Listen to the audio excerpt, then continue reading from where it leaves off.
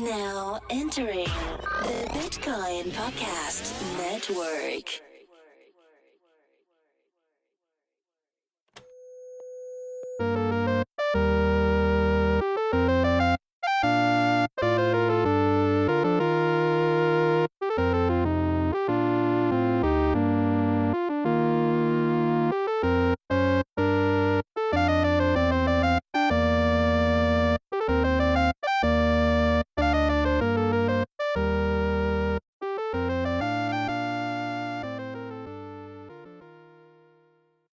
Hey everybody. You know what it means when I start shows like that. It's time for Just the Headers. That's right. Just the Headers is back in full form. Voltron is formed. The two lions, the Black Lion and the Green Lion. Why am I green? Well, I didn't want to say red because that was quasi-racist, and I didn't want to say yellow because that was quasi-racist. What? So I went with green. And I'm okay with being the Black Lion because I'm a black man. I've empowered that color. Oh, okay. But I didn't want to say like red because like you're Filipino and Mexican is like literally a Native American. How about orange? Maybe like a mix of yellow and red then? There was an orange lion? I don't know. You apparently associated red with Filipinos and Mexicans, and I would assume that you associated yellow with Asians. Yeah. Well, there's a yellow lion, and that's that's overt. And so then I just was like, Green Lion. That's the perfect lion. Green. It's like the Green Ranger and Power Rangers. Why was there a green one? Yeah, well, the Green Power Ranger was because of Frida, right? Rita was like, I'm bad, and I'm so bad, I'm gonna make a Power Ranger out of my green crystal. And then she made a Power Ranger, and it was Tommy. It was Tommy. Yeah, it was Tommy. He was the first one. Yeah, and he was like, whoa, if I'm a Power Ranger, like, why am I bad, though? And then he switched over. I remember that. And that was a phenomenal episode for me as an 8-year-old. I was blown away. But okay. Sorry, anyways. Jessie, welcome back, man. Welcome back to the States. Welcome back from your adventures. Tell us a little bit about them. It was painful. I never knew that you could have pain inside your knees from walking.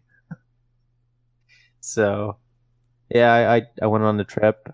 I walked a lot more than I've ever walked in my entire life, and it was very painful. You know who I think would have a good blog on knee pain? Who?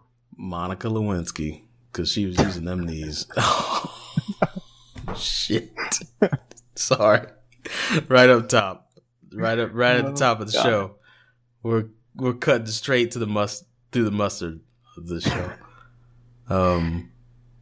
Sorry. Well, so one thing you told me off air, you were like, nothing is impossible, and I found that out. Yep. Cool. Nothing's impossible. And so let's extrapolate that to the greater cryptosphere and creating a global world reserve currency and a global Ethereum. Why are you laughing? Because you're smiling. You can't say that straight. No one had to know that I was smiling. Okay. I was just, I said it. I've said it straight for so many years now. I feel like I just like preaching to the choir, and you gotta be jovial when you preach to the choir. But okay. A global world currency, right? A world reserve currency, and a global virtual computer. That's trying to tout Ethereum impossible. at me? Well, yeah, I'm just saying it's not impossible. Yeah, People think it's impossible, but it's not. You just got to go one step at a time and deal with some knee pain. Yeah, possibly. Yep. So, well, sorry guys, it's been a while. For some of you, this is your first show. Just the Headers is a show about the headlines in the crypto space. It's an ecosystem where lots of things happen, like William Shatner straight tagging a guy in the cojones about Ethereum ERC standards. That was great. Or so the guy who launches a quote-unquote decentralized exchange getting popped by the SEC. Like, we talk just about the headlines because, there's a lot that happens in crypto, and you might not have the time to pay attention, but you might have the time to listen to this show. So that's what Jessie and I do. Jessie, tell the people who you are. Hey, I'm Jessie. There you go. And that's all you need to know. Man of mysteries. Me, I'm D. Co-founder of the Bitcoin Podcast Network, which you probably know if you're listening to this. All around cool guy. I like my egg rolls pork and my fried rice chicken. I'm just a regular kind of guy. I'm not one of those fancy guys that gets shrimp fried rice. No siree. Chicken. I also like short walks on the beach because sometimes it's chilly and windy and the sand gets in your eyes. So not long walks, but short walks. Get in your eye. Oh, I love your descriptions. They're the best. All the time. Welcome back, Jessie. I missed you, man. We were in Prague. You were in Spain. We drank a lot. Did you eat any of those Spanish olives? And I'm actually talking about did. Spanish olives. I'm not talking about some sort of thing. Euphemism for something else. Yeah. Yep. Had the Spanish olives. Good. Saw the olive trees, bushes. Nice. Yeah, man. I brought back some olive oil. Brought back some chocolate. Well done. Yeah. Brought back a lot of souvenirs. Nice. Well, you ready to hop into it? Let's do it. All right. Our very first article from last weekend. This would be November 3rd. It is by Maria Yavuz. And it has 4,778 total views. It's from Cointelegraph, 236 total shares. And it is new CryptoPunk game. Players fight in futuristic post-apocalyptic world to get real prizes. Firstly, how come post-apocalypse always has to be in the future? How come it couldn't have been in the past? Like Star Warsian. I don't know. Maybe that's a stretch for people. A new mobile multi-blockchain game supporting a whole range of different cryptocurrencies is ready to be launched in late November. Estonian game. Oh, this is sponsored. This is article sponsored. Damn it, Jessie. You come right in the game.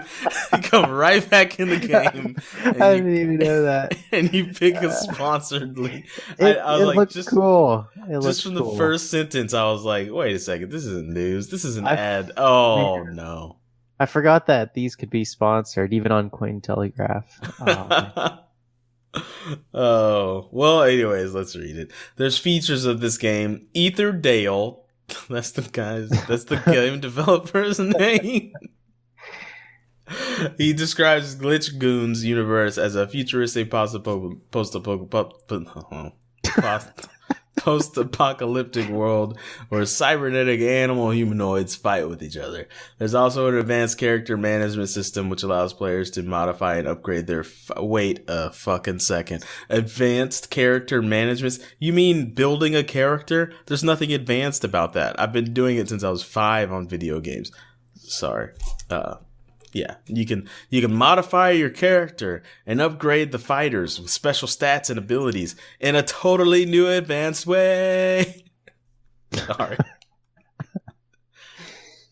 Players can take part in tournaments and get real prizes.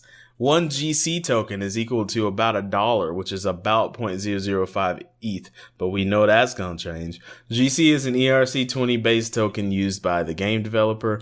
These coins will be used as a hard currency in Glitch Goons. Currently, users have the option to buy a gamer pack containing 4. This is like a game. This is just a game, okay? And let me tell you something. there is a Robin Hood Fox character who has an 8-pack and a smart gorilla who's skinny and shaped like a man that has a 12-pack. And they're about to fight each other. They're glitch goons, and they have robot parts.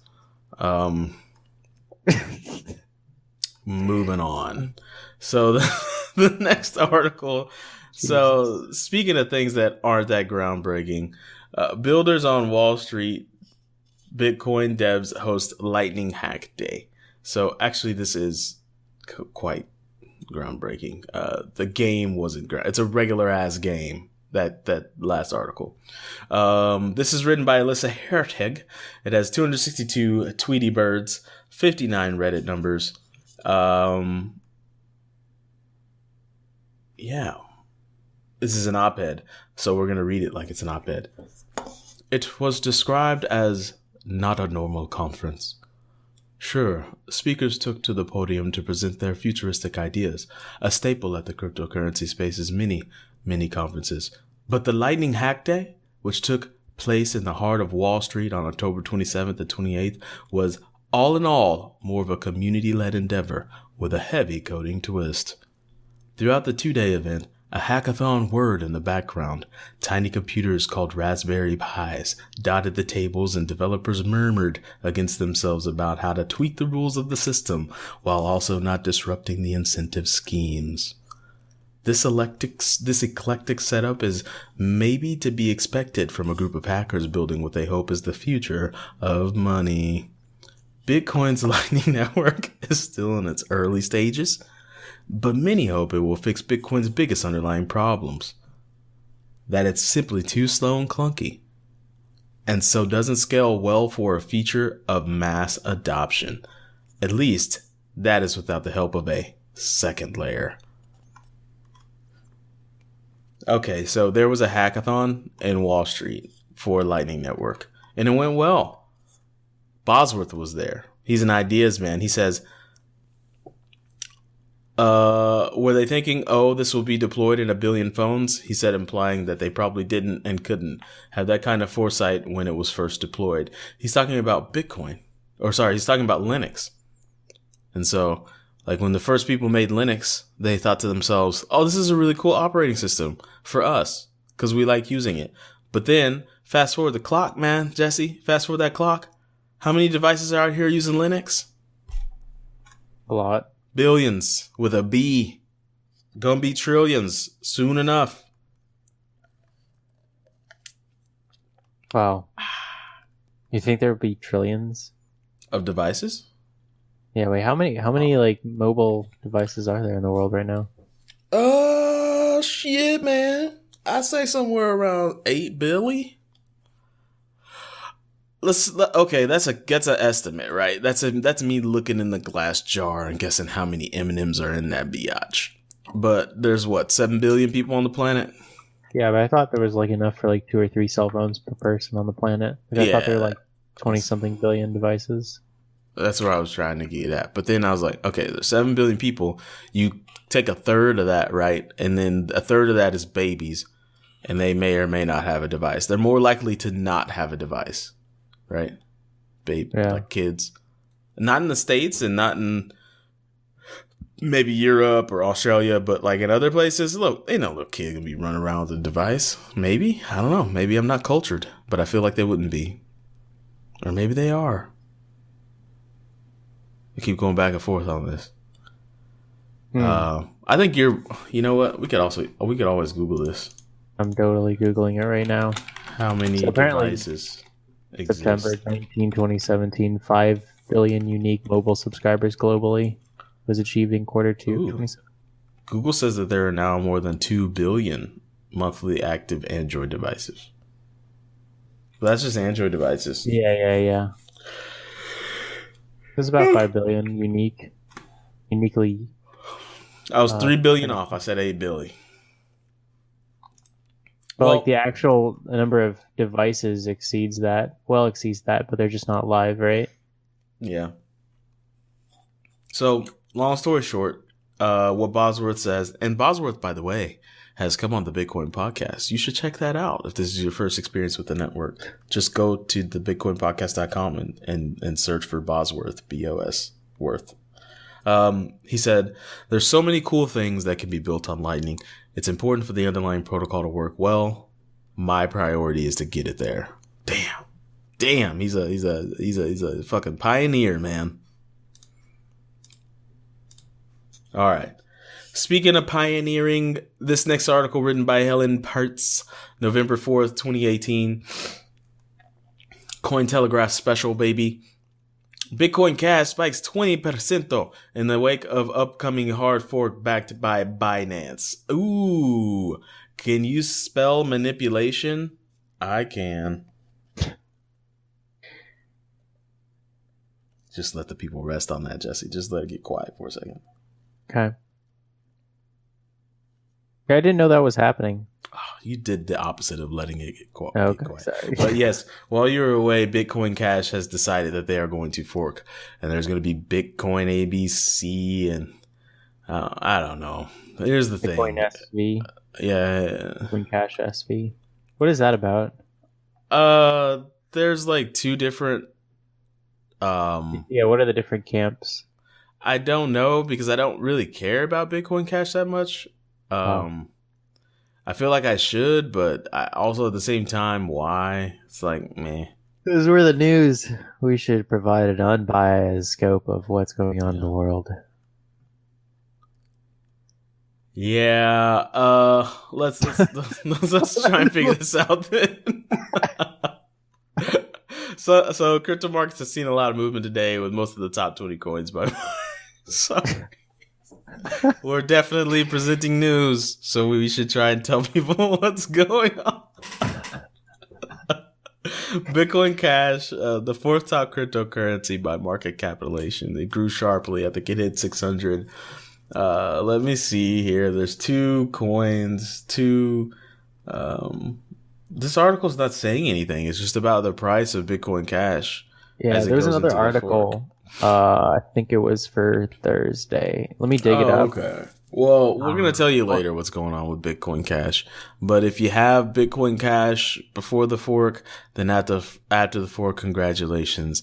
You now have Bitcoin Cash, Bitcoin New Cash, and Bitcoin Other Cash. I don't know what they're doing with it. This is how it works now in crypto. You just fork. Cool. It's your turn, man. Monday up in this biatch. All right, so Mondays. First article on Monday. Firm. That guy's got a face. He does. That is a face. That is like I have money face. Firm. That's the same face my 6-month-old nephew makes when he's dropping a turd in his diaper. Exact same face. Yeah, it kind of looks like ha, I did it, constipated. You gotta clean it. All right, sorry, so guy. First article on Monday comes at us from Coindesk.com. Firm, owned by India's richest man, turns to blockchain for trade finance. This article is written by Yogita Khatri and has 239 retweets and 5 Reddit shares. Oil and gas conglomerate Reliance Industries, owned by India's richest person, Mukesh Ambani, has used blockchain to conduct its first trade finance transaction. According to a news release from HSBC India, shared with CoinDesk on Sunday, Reliance Industries has recently executed a, quote, live blockchain-powered trade finance... wow, that is such a mouthful. Trade finance transaction in collaboration with US-based global chemical distributor Tricon Energy. The end-to-end transaction was facilitated by banking majors HSBC India and ING Bank Brussels and carried out on Enterprise Consortium R3's Corda blockchain platform. The press release adds. The Corda platform was integrated with a platform provided by UK-based trade finance digitization firm Bolero International. It was used to issue and manage an electronic bill of lading. What does lading mean? Lading. The action or process of loading. FLATING. No, LADING. Oh, loading like lading cargo. is like I think it's like when you're passing something to somebody. I don't know. I think truckers sign a bill of lading whenever they drop off their shit. Yeah. And it's like, hey, you've dropped this off. Let's just Google it. Yep, no, I did. The process of loading a ship. Look at me other go. vessel Look at me knowing shit. The action and process of loading a ship or other vessel with cargo. So it's not when you drop it off, it's when you pick it up. I'm surprised sometimes at the thing that floats around in my brain. Where did you even see that word lading? When I was a consultant, I was helping somebody 5S their warehouse, and they had a terrible process for issuing bill of ladings. And sometimes truckers were just driving around not knowing what the fuck they had in their truck. It was a short trip. It was just from like one side of town to the other side of town to a third-party warehouse. However, if you're not keeping good accounting of what's in your trucks, then things just get lost in the warehouse. And lo and behold, they had about $65,000 in inventory just like sitting in there, and they didn't have any clue. And I was like, yeah, that's because you guys are fucking lazy. So anyways, yeah, that happened. Cool. All right. So wrap up that article. That seems like that was a useful job, that marketing, or not marketing, but the that job. I did things when I was a consultant. It just was exhausting. But go on. Keep going. So HSBC's India's head for global banking and markets, Hitendra Dave, said, quote, "The use of blockchain is a significant step towards digitizing trade. The overall efficiency it brings to trade finance ensures cost effectiveness, quicker turnaround, and potentially unlocks liquidity for businesses." He's just talking that blockchain shit. I could look at his face and know that he doesn't know what he's talking about. Look at that face. He's pooping on himself. I think that's the billionaire, isn't it? Or is it the this Hitendra Dave guy? What's his name? Mukesh Ambani? Yeah. Mukesh? Let's see who that is. Hitendra Dave. So yeah, Hitendra Dave is not that guy. Let's see the richest person. Yeah, Mukesh Ambani is that guy. Oh, okay, yeah. He's wearing that, like, I could have you killed tie. So I need to calm down. I need to relax. You're a great man, Mukesh. Sorry. Bitcoin. Next article for Monday. Bitcoin's true stress test is yet to come. What's this about? 197 retweets, one Reddit share, was written by Michael J. Casey on CoinDesk.com. Oh, boy, Michael J. Back in the studio. We've seen articles from him? Yeah, man. We've read some classics from old Mikey J. Michael J. Okay. Wow, this article starts like that. Okay. So it starts wrecked ? You should see the other guy. For anyone concerned about Bitcoin losing another 4% in October to post its third straight monthly loss, it's worth comparing that loss to those seen by traditional financial markets. By standard measures, last month was the worst on Wall Street since the 2008 financial crisis. Gasp. The Nasdaq lost 9.2%, the Dow Jones Industrial 6.9%, and the S&P 500 5.1%. Riskier markets such as tech stocks and emerging markets were hit especially hard. A 4% decline is still hefty, but given its past volatility, the lead cryptocurrency's relative stability amid the angst on the street is notable. The general impression produced by last year's wild crypto bubble was that Bitcoin and all other such tokens exist at the extreme end of the speculative class of assets. So if world markets become risk-averse, as they did severely last month, the thinking was that people would dump Bitcoin along with every other high-risk asset in their flight to dollars. Instead, up until Monday, October 30, when Bitcoin suffered a $200 drop, it was more or less stable. By crypto standards, it was a boring month. So what do you think about that? You know, I mean, do you think it's kind of a good thing that like people didn't like scream for the hills and dump all out into dollars, and you know, Bitcoin didn't drop that much, which in turn means the other cryptocurrencies didn't drop that much? Yeah. Yeah, it was good that it held. Yep. Man, I a heard few words, Jesse. That's what I like. Yeah, well, I mean, I don't really know what's going on right now. I'm like 10 days out of date or 11 days out of date with news. Here's the thing. Do you ever know what's going on in crypto? Well, I mean, there was a midterm elections and I didn't vote. Did you? Motherfucker. You're the reason Beto lost.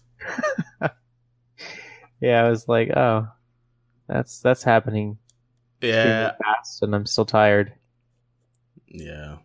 There was an election. I voted mostly because like 30,000 celebrities told me via Instagram, Facebook, and Twitter that I had to. Which works, you know. But yeah, you didn't miss much. Like everybody for about a week was posting I voted stickers, and I have one here if you want to look at the camera. Looks like that. I voted. Oh, that's cool.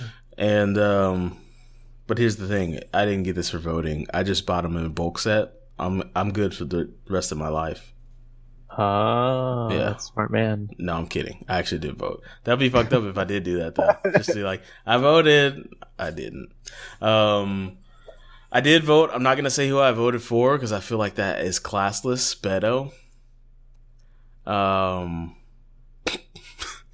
Okay. You say okay. Let's see here. Anyways, long story short, the financial markets are taking a tumble, but Bitcoin didn't. Right? Yeah, that's so like I may appear like I'm not really talking. It's because I'm Googling really hard to catch up with all the news. Your Google foo is intense, man. My Google foo is lackluster. I've learned that. Lackluster. Yeah. They recovered a little bit.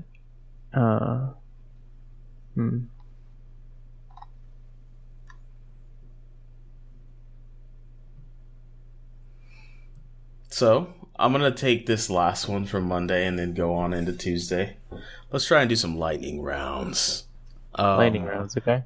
Anna Berman, just because I know you're tired, man. Flying back from Spain, and walking around the mountains. You flew back from Russia. I mean, I don't... Well, Prague. Don't call them Russia. They might punch you in the face. Oh, okay. And don't call them the Czech Republic. Well, sorry, don't call them Czechoslovakia. Even though some people I learned in the country wanted to go back to Czechoslovakia and also aren't fond of Jewish people right now. So, there's some crazy things happening in the world again. And it's like, how does this keep happening? I thought we already told you guys hating Jewish people is not a good thing. Why are you doing this again? So, they've had some swastika issues over there. There's a gang called Wolf Kiss that tags everything that Cello and I are fascinated with. Like, who is Wolf Kiss? What are they kissing? Why are they wolves? Why do they run Prague? I asked all the adults and they were like, oh, I'm too old for that game. That's a child's thing. And I was like, what?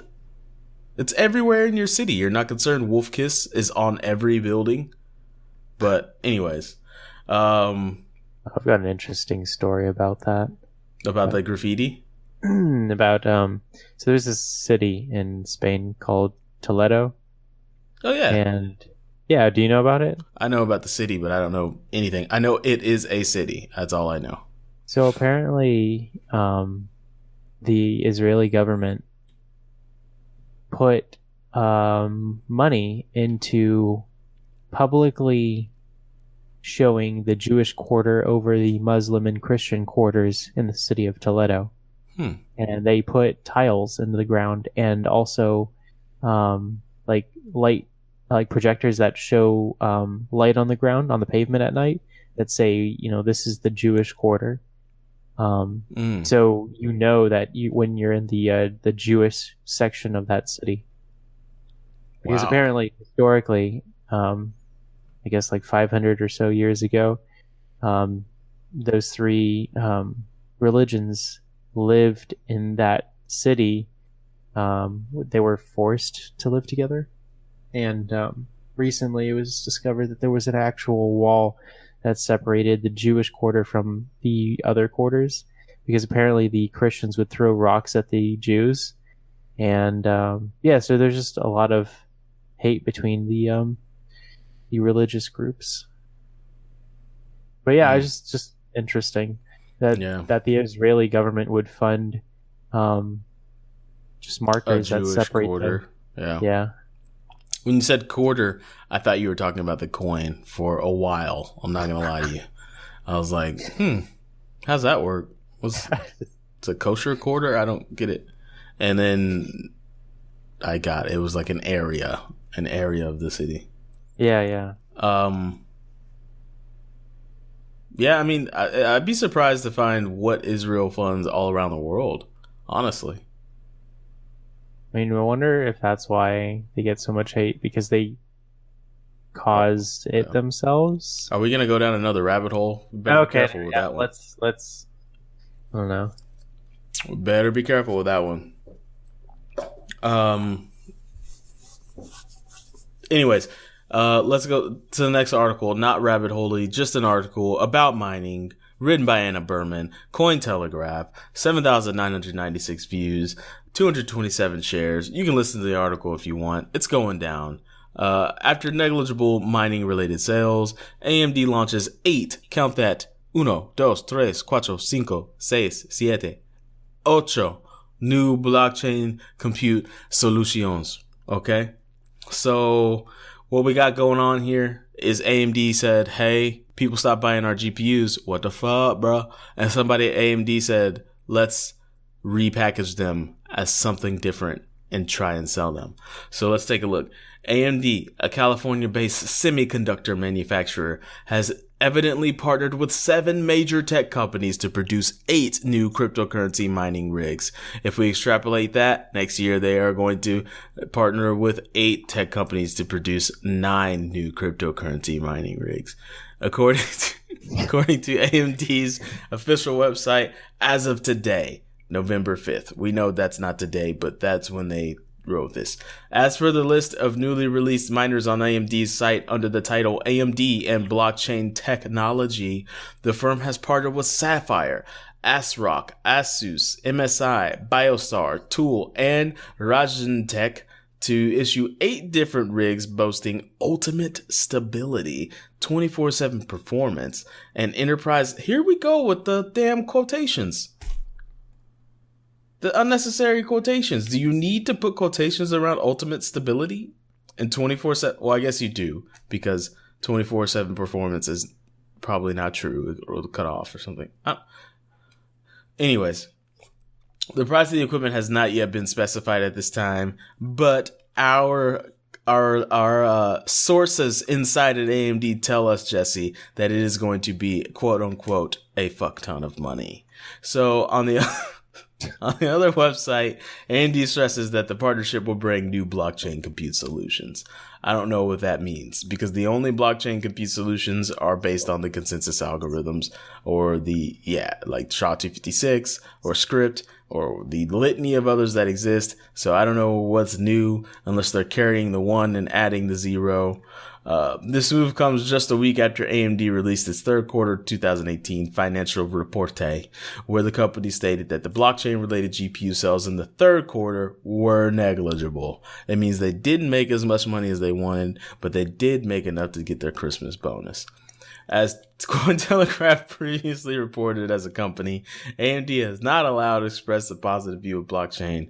In April, its CEO Lisa Su said blockchain was, a quote here, a very important technology. And she also said, I understand that's vague as fuck, but what do you want me to do? I'm the CEO of a multinational company.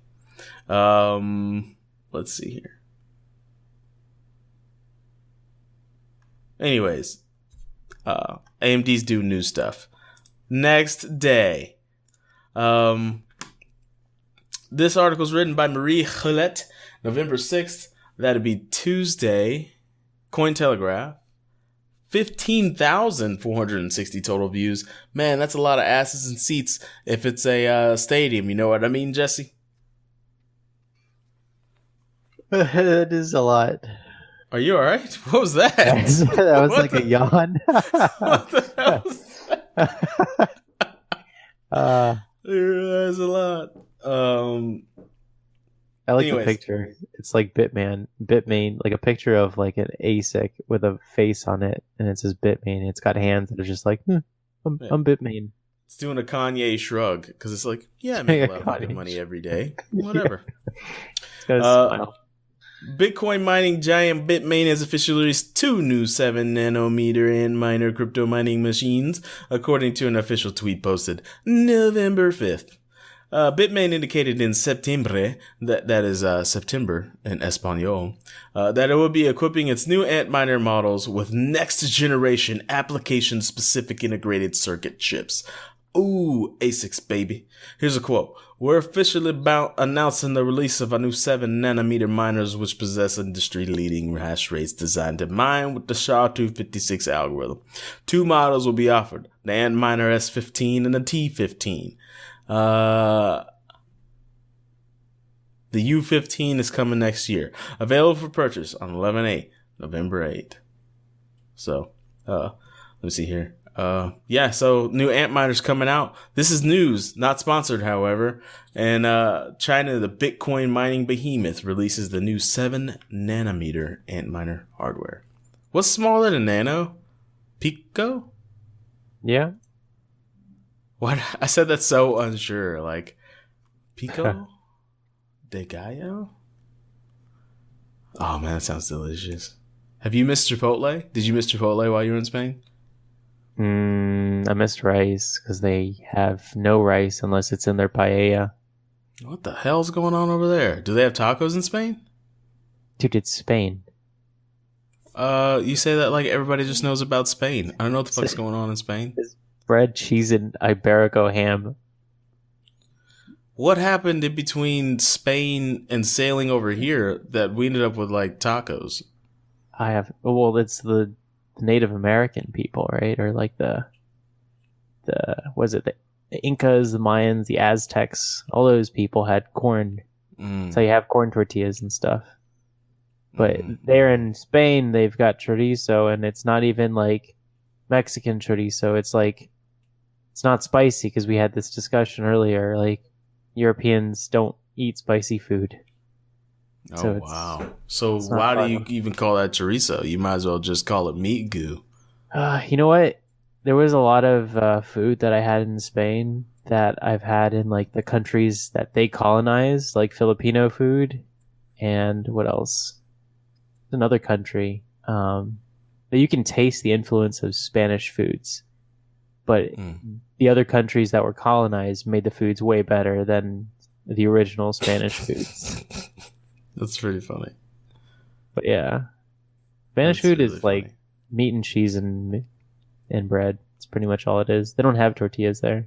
That's kind of like all of Europe, meat, cheese, bread. Yeah. Except for Italians. Italians really like threw it for a loop. They were like, hey, we're going to turn our bread into noodles. So deal with it. I want to go to Italy. Sounds nice. You know what is dank, though? Something that I might add to my regular cooking repertoire. And that, my friend, is schnitzel. Let me tell you. This I can tell you. Schnitzel is delicious. It is very good. What is schnitzel? It's like a sausage? I think it's ham. It's fried ham. Which doesn't sound good, but it tastes great. Oh, okay. Oh, here's one that just made ripples in the crypto community. Off the Chain Crypto podcast apparently blocked on Apple iTunes. So, if you don't know Off the Chain podcast, it's a very new podcast. It's getting like super duper popular. With what's his name? Anthony Pompliano. He's a crypto analyst and a partner at Morgan Creek Digital. So his podcast was blocked, whether it be by accident or not, because it has like Bitcoin in the title or something. But it's been reinstated since. It's a good podcast. It's very podcasty. They do stuff right over there. Good old A-Pomp.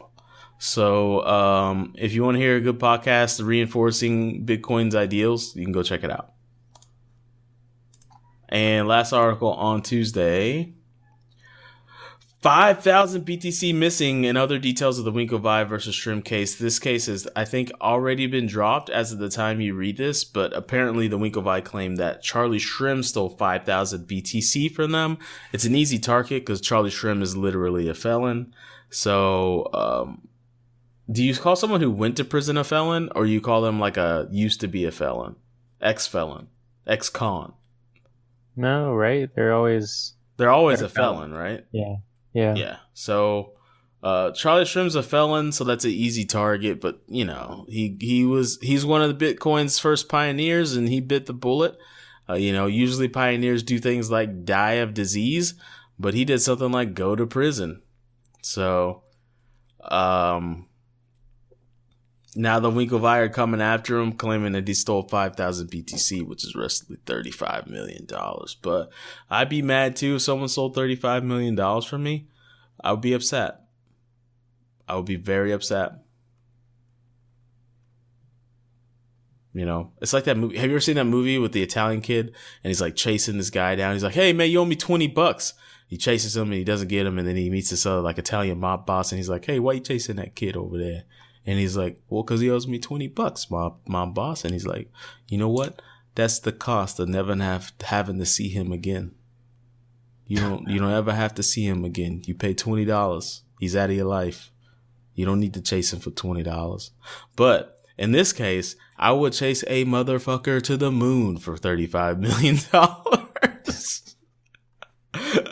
You're not worth $35 million to me. Give me my money." So after I get my money, I take a bubble bath. So anyways, on a Wednesday, your turn, man. All right. So, okay. I hope none of these are sponsored. Bitcoin.com.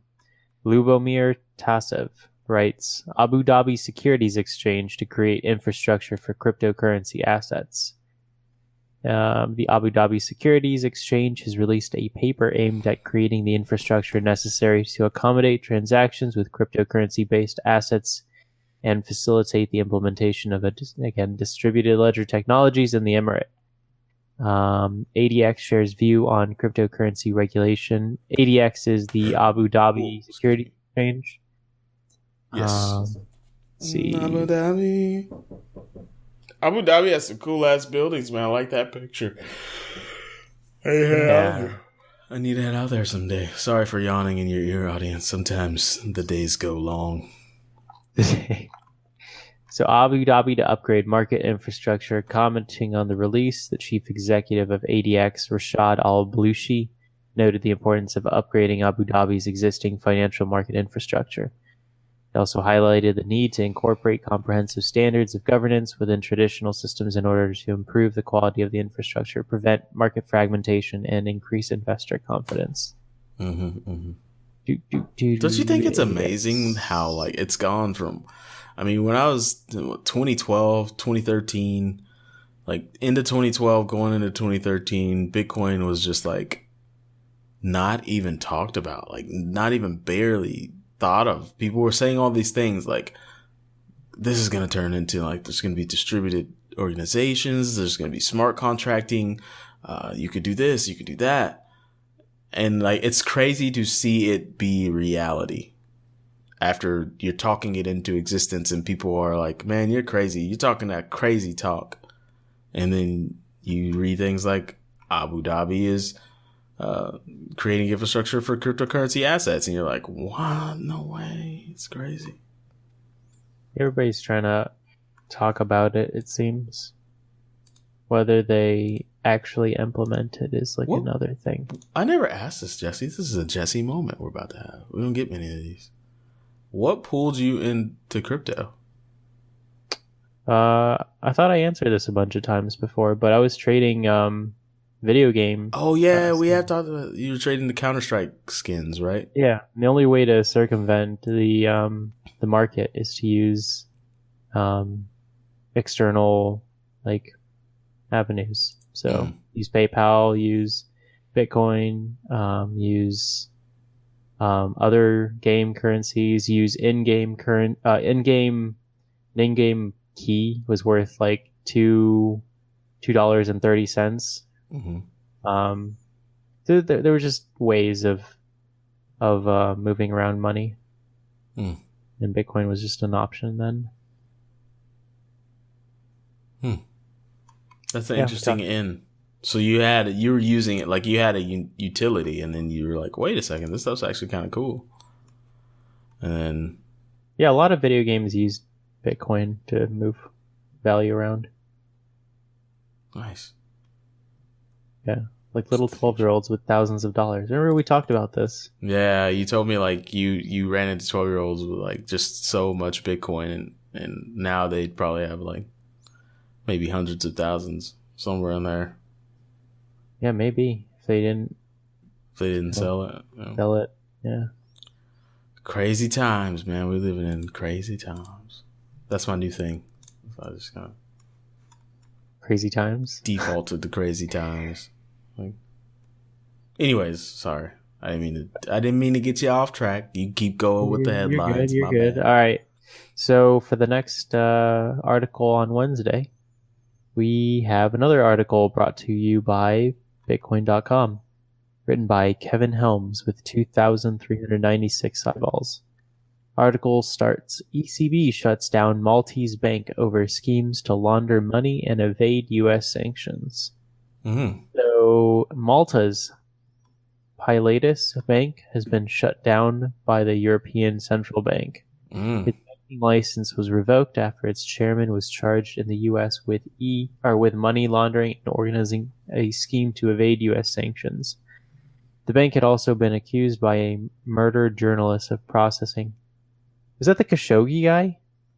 I don't know. Let's keep reading. This is getting fucking juicy. Of processing corrupt payments. EU authorities now want new powers to crack down on money laundering. Ooh, shit. Let's see who the reporter is. The journalist. Banks do some dirty shit, man. Okay, here we go. Okay, it's not. Journalist Daphne Caruana Galicia, Reuters described, was a Maltese investigative journalist. She was killed by a car bomb in Malta a year ago.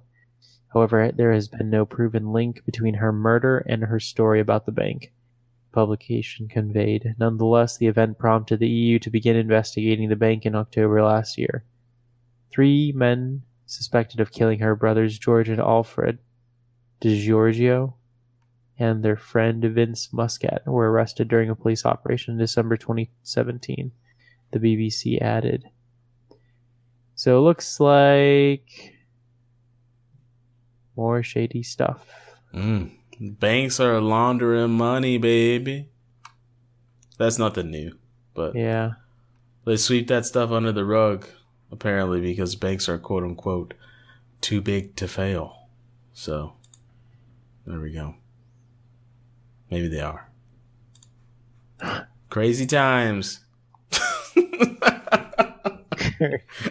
Say that for everything. Yeah, man. You go to McDonald's looking to pay $1 for a double cheeseburger, and they're like, "Sir, that'll be $2.22." And you're like, "What?" Crazy times. Did you know that there was a Grand Mac? Yeah. That's like a Spain special. Like whenever you work at McDonald's, when you sit down in the break room, you can like go onto the McDonald's network and like learn. And I learned a lot of stuff like that. They love Mickey D's in Spain. I know that much. They love Burger King too. Which is strange, right? Because Burger King is a pile of shit here in the States. Unless you're in the military, there's Burger Kings everywhere. But did you know Burger King... Wait, well, let me get this right. Let me do my Google foo. What the... I'm sorry. Come on. So Miami, Burger King was owned by some guys in Miami, and I heard recently that some European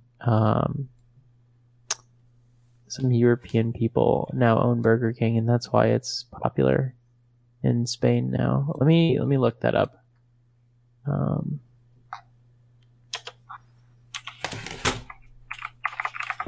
I'm just curious. Oh, finish. No. Oh, finish? Finish him. Oh, sorry. That was totally non-related. Screw it. I'll find it later. But somebody was telling me that the reason why Burger King is so popular in Spain is because Burger King is now owned by European people, not the Americans in Miami who originally owned it. Wow. Are you guys hearing that? I know most of you that listen to this in the States. Are you hearing that? Burger King isn't even owned by an American. I bet you they don't even own guns. We need to get them out of here. Come on. The final push, just like the final push to quit smoking is almost there because of truth.com. The final push to get Burger King out of your city is almost there. They're not even American anymore. They probably don't even go to state fairs. You hear me? I hope that's right, because I haven't found anything helping to substantiate that claim. Yeah. Because I'm still seeing that it's here maybe. And what's red-blooded and American is the French fry, not that stupid fried onion they try and put on you all the time. Every time you go there, they're like, "Hey, you want some onion rings?" And I'm like, "Burger King, I don't want your shitty onion rings. I want the French potato fries." Okay. What?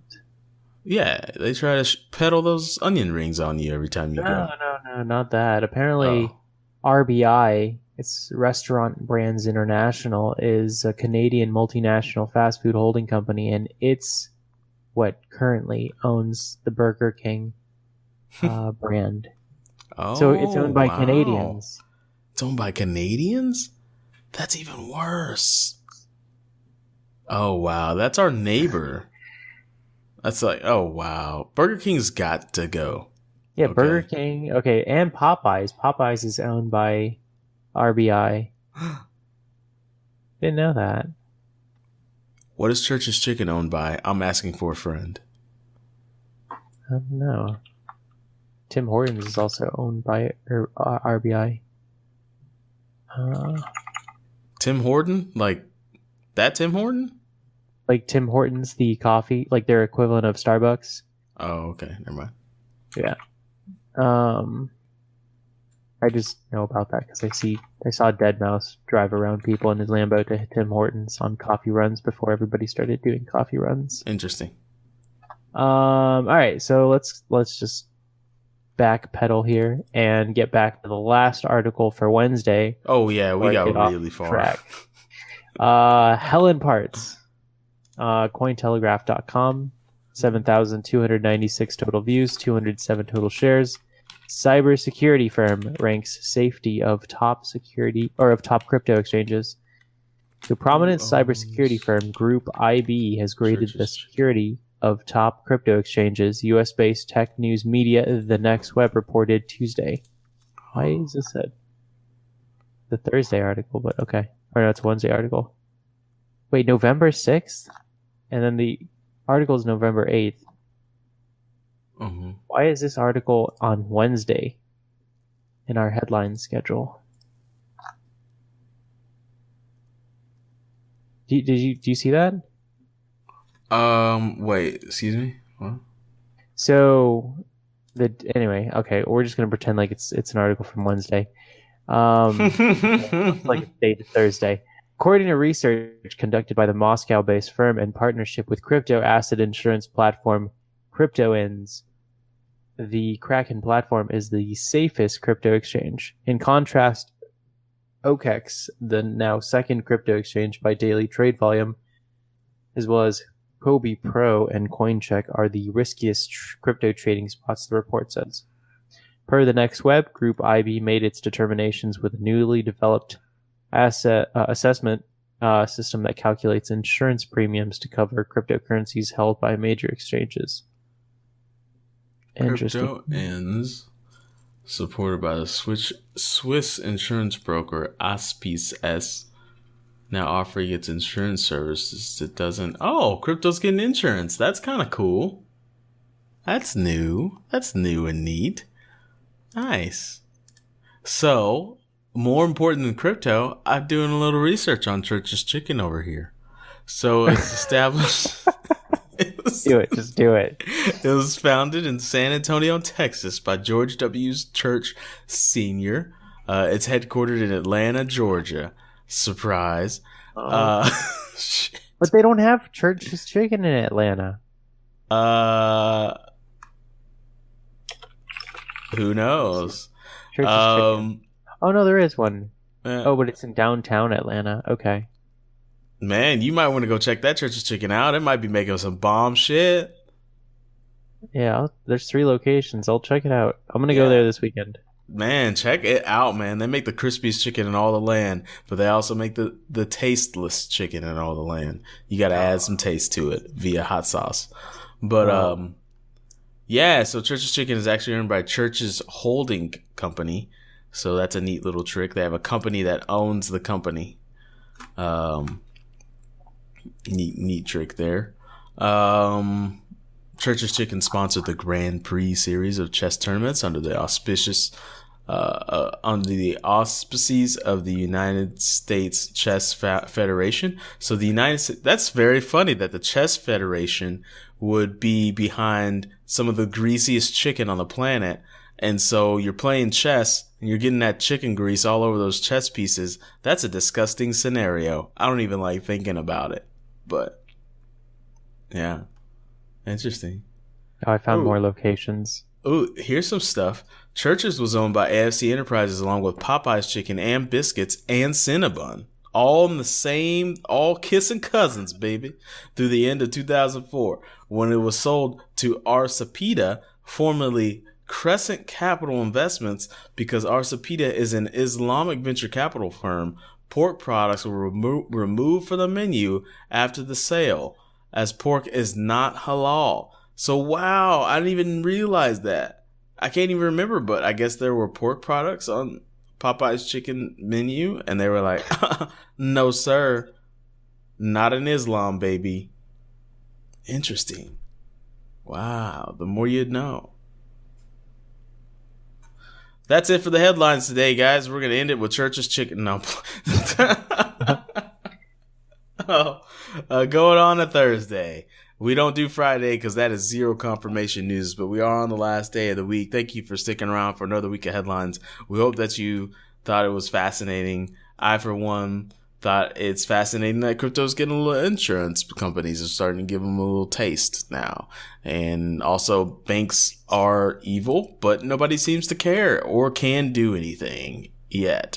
And anyways, let's move on to Thursday. This is CoinDesk, written by Rachel Rose O'Leary. Damn, Rachel. The little known ways Ethereum reveals user location data. Oh, this could be juicy. So people don't realize how much information is out in the open. That's Peter Szilagyi, an Ethereum core developer who manages the software client Geth, referring to the fact that little attention has been paid to the blockchain's underlying network layer, where information is sometimes exposed in complex and unpredictable ways. Indeed, there is an awareness of implication of such exposure, and has given rise to an ongoing acceleration in research on how to better obscure user data in the application level, which sits on top of the Ethereum blockchain, a transparent system that publishes smart contract and transaction data. In an interview, Szilagyi described the peer-to-peer components that underlie the world's second largest blockchain by market capitalization as a black magic thing. This state of affairs is highlighted during his talk at the annual developer conference DevCon 4 in Prague last week. Szilagyi detailed a number of concerns that could cause user metadata to leak out over time, and under the worst case scenario provide the basis for an accurate global map of Ethereum user locations. Sneaky shit. During last Friday's talk, Szilagyi focused on 2 ways. I'm saying his name wrong, I feel, every time, but I'm really trying. It's got a lot of consonants in it. I'm sorry. Szilagyi focused on 2 ways in which this could happen, with the focus on websites like Popular Blockchain Explorer, Etherscan, and light clients such as mobile or browser-based dApps. Quote, when people are transitioning away from full nodes, they're giving up a certain guarantees, and I just want to highlight what potential issues might arise, Szilagyi told CoinDesk. Here's another quote, and then we're moving on. It's not that they are unsolvable problems, but someone needs to understand that they exist. So he did some digging, and he was like, oh, snaps. people's location data is just there. We should do something about that. There you go. Speaking of doing things about things, Chinese school principals caught mining Ethereum at work. How do you get caught? Well, I know how you get caught, but like, why own up to it? Would you, Jessie, if you were a school teacher and you had a closet full of ASIC miners and somebody found it, like, and it was a random closet like in the school, would you like say it was yours, or would you be like, I don't know who did that shit? That's crazy. I don't know. What would you do? Would you have I feel like you're a man of integrity, so you'd be like, I did that. That closet was built by me. I've been mining ether. On your dime, school. Yeah, I mean, I probably wouldn't do that. Just because, I don't know. What would you do? I would own up to it, but I probably wouldn't have done that in the beginning. Well, yeah. I mean, but what if, let's say you're not you and you did do that? Well, if I'm not me, then anything is possible, right? Oh, wow. You're so quick with the logic. So quick with it. I know if I got caught, I would just say like, or if somebody got caught, you see what I'm saying there? If somebody got caught, they're like, hey, did you do this? I'd be like, no, it's crazy, man. I don't even know. What is that? A wire? I don't even know. There's fans? What are those fans doing? It's hot in there. So, anyways, Yogita Khatri, she says, 2 principals at a Chinese school got in hot water after stealing power from the institution to mine the Ethereum cryptocurrency.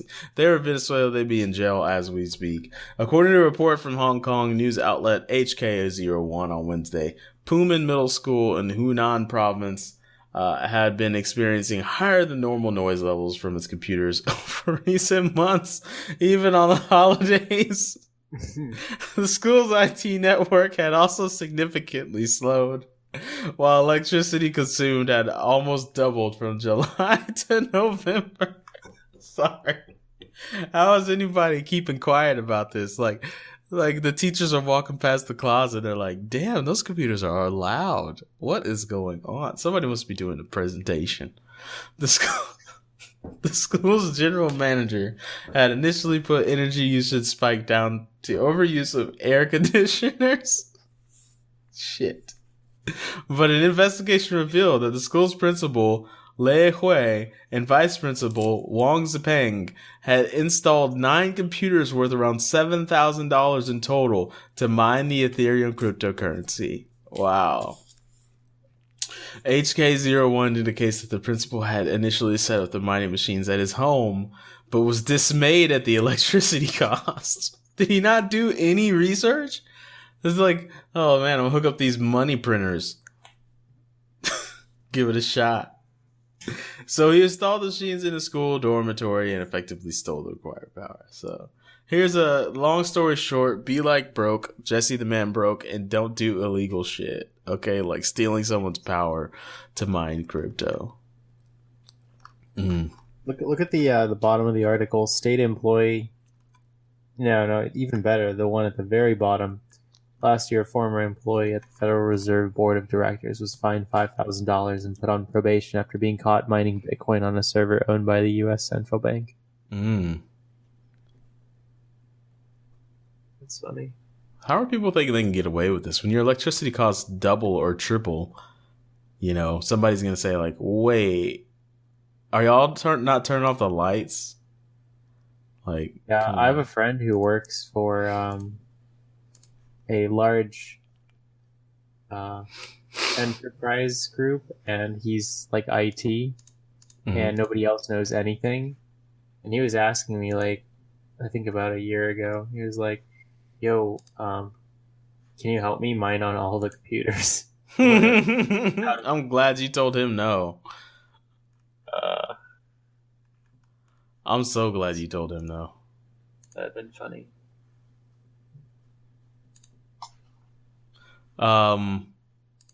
Or did you, Jessie? I don't know. You'll never You're know. such a man of mystery, man. You're an international man of mystery. You're international. You just came back from Spain. That makes you international, man. Okay. You're an international man of mystery out here in these streets. Is your Tinder blowing up? You swiping right out there? I'm swiping right.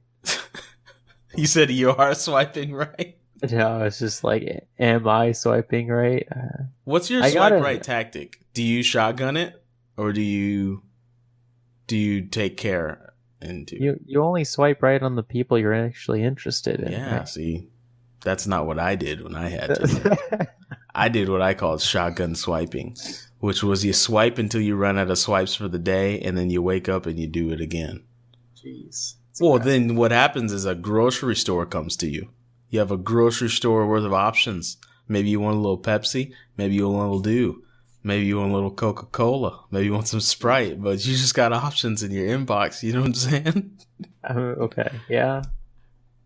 Is that not the way to do it? I figure it's a numbers game, right? I mean, you're going to get stuff that you don't want, right? Well, I mean, that's life, right? Just... You no, can't but like eat you don't all have the to watermelon. swipe. Sometimes like, you get the rind. You don't have to swipe right on everybody. You still play the numbers game. Oh, so you're saying there's a better numbers game to play than blanket swipe right on everything? Well, just do it properly, and then you'll have more options from what you actually wanted. Right? I feel like you're using it more efficiently than I was. I was literally just like shotgun swiping, going to town. And then when somebody was like, hey, what's up? And I'd be like, who the fuck are you? I don't know. Oh, says here you're into nationalism? Yeah, no. Sorry. I don't know. I was just swiping.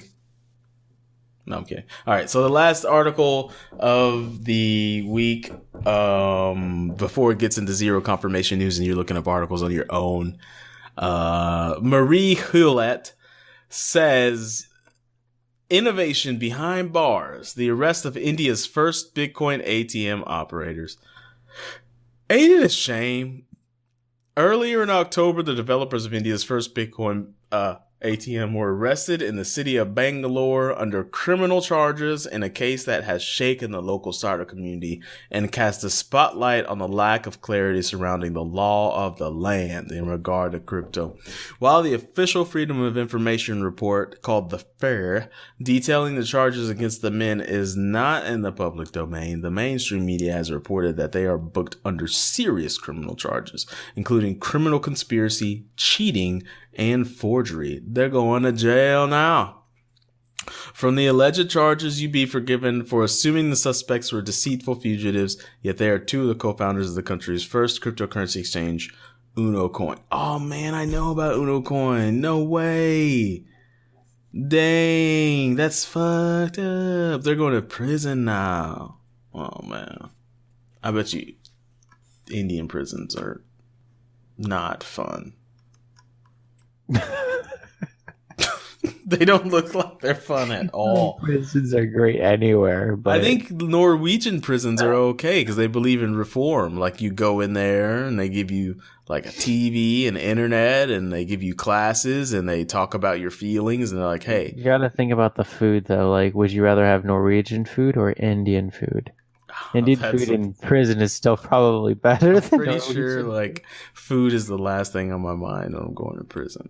Oh, definitely higher on my list than yours, I guess. I've seen some stuff though. I like to watch Locked Up because it makes me feel better about the decisions that I've made. Is that about the kids who get scared by inmates? No, that's Scared Straight, and that is some of the best TV on TV. I love watching Scared Straight on YouTube, and I'm just like, look at that kid. Look at that kid get yelled at by those prisoners. But then like, what is it? Locked Up is like some of the prisons, they just give you like spaghetti in a bag and that's your meal.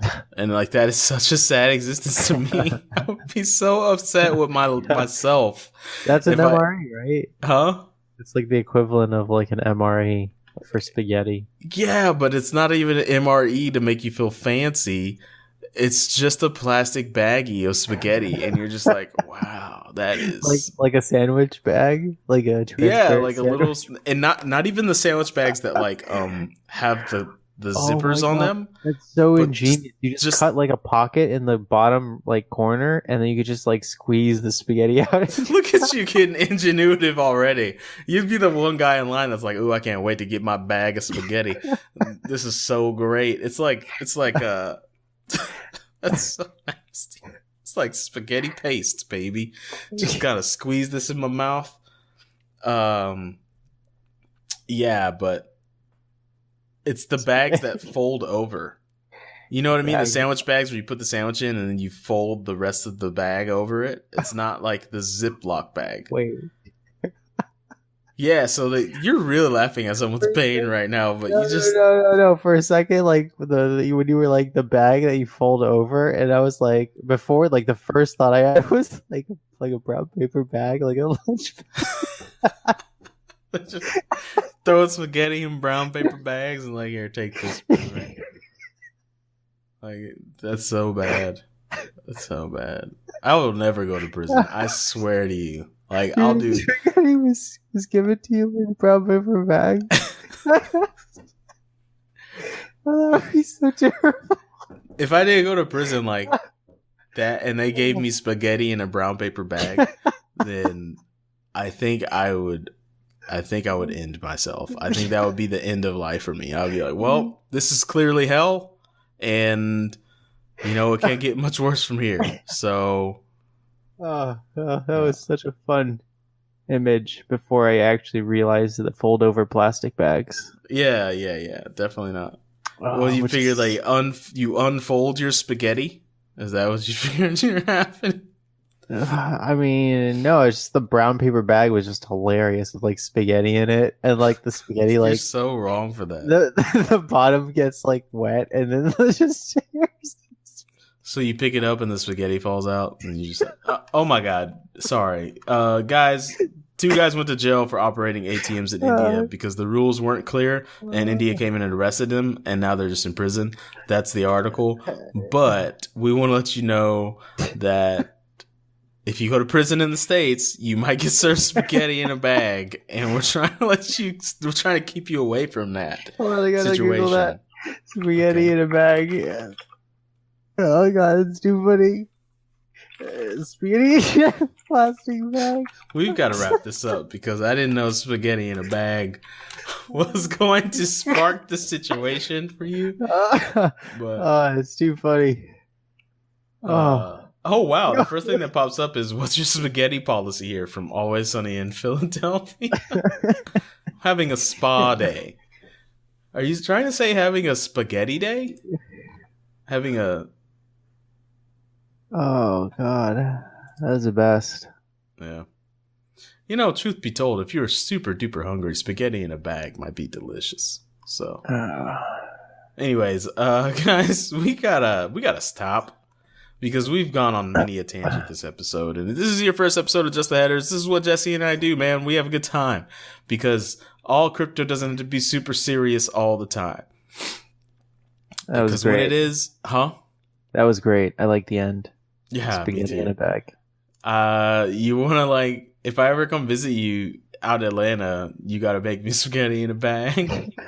I'm going to be out there. I'm going to be out there in April, so you better serve me spaghetti in a bag, sir. I will give you the best spaghetti in the best bag possible. If you give it to me in a paper bag, I swear to God, I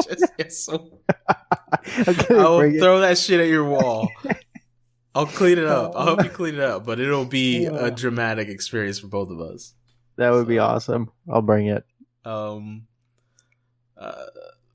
Yeah, guys, crypto headlines. So if you want to follow the crypto headlines, we're going to put a link to the database that we keep. I don't know. You can call it a database if you want to. Corey got on me one time. He's like, you can't just call everything in a spreadsheet a database. And I was like, okay, so a database is a giant spreadsheet. It's got data in it, and it's based somewhere. I don't know what you want me to say, but I don't know. Hold up. Let's Google database. Definition of database. I need to win this argument. I love winning arguments, Corey, because he's a doctor. A structured set of data held in a computer. especially one that is accessible in various ways. Yeah, so how is a well-structured table of information that's kept on my computer that you can access via my cloud links or via working on it is not a database? You can SQL into my shit. Anyways, sorry. Where were we, Jesse? Spaghetti in a bag. Yeah, you got anything you want to plug? I bet you won't eat spaghetti in a bag on your stream. Hell, nope, definitely not. Oh my god, that should be the new staple of your stream. Is every like Thursday when you're streaming, you eat spaghetti in a bag, and you don't say anything about it. If anybody's like, "Are you eating spaghetti in a bag?" You just never answer that question. You just keep going with it. God. Oh, I feel like I want a t-shirt that has spaghetti in a bag on it. Anyways, Jesse, you got anything you want to tell the people about your life? No. I'm going to start the stream, so if you're interested in video game streams, come check it out. Twitch.tv/The Mexican Filipino. Yep. Why'd you name it The Mexican Filipino? Because I'm Mexican and Filipino. There we go. Cool. Only thing I want to share is my nephew just started crawling, and he's already got the neck strength of a middle linebacker. So I'm really excited about that CTE that he's gonna have when he's about my age. So, see me in these streets. Wait, are you gonna do the outro? You gonna do the? Do. That's our show. Yes, I love it.